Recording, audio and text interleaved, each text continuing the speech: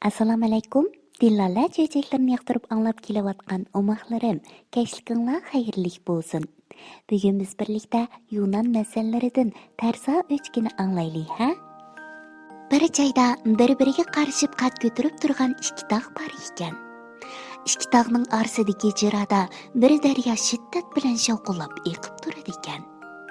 Bu yerda yashaydigan kishilar daryodan o'tish uchun ikki tog'ning orasiga yolg'iz oyoq ko'rik yasab qo'ygan ekan. Bu ko'rikdan bir qitimda faqat bir odamla o'talaydi ekan.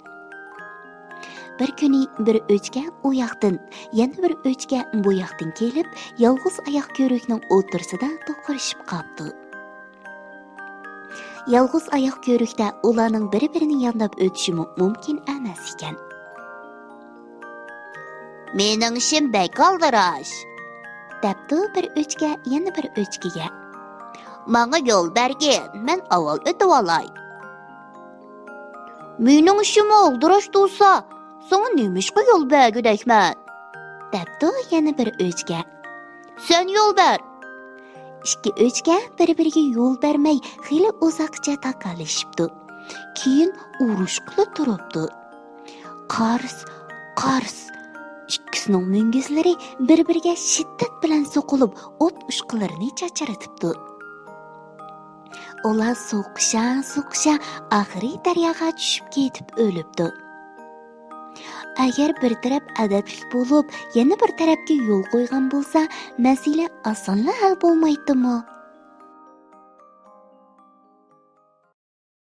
Omoqlarim, cho'chakdagi bu ikki tarsa o'chga bir-biriga yo'l qo'ymaganlik sababidan oxirda ikkalasi daryoga tushib ketib o'lib qopdi, ha? Biz buningdan ibrat olib, adablik bo'laylikmi, bir-birimizga yo'l qo'yishni o'rganaylik, ha? Undaqda bugungi cho'chkimizni mushargacha aytib beray. Oxirda Dillala adanglarga agishib, tuvandagi balalar qo'shqini o'rganinglarchi.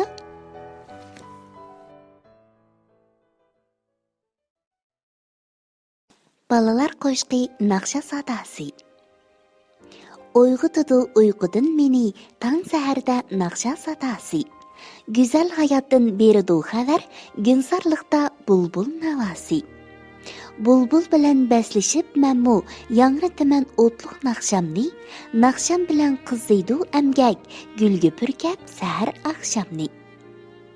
Manga ilhom naqsha sadasi, o'ksimaydi bulbul navasi. Kichik shoirlar kashf bo'lib ketibdi. Amis bugun baldur uxlanglar, ha? Tatliq tushlar sizlarga mira bo'lsin.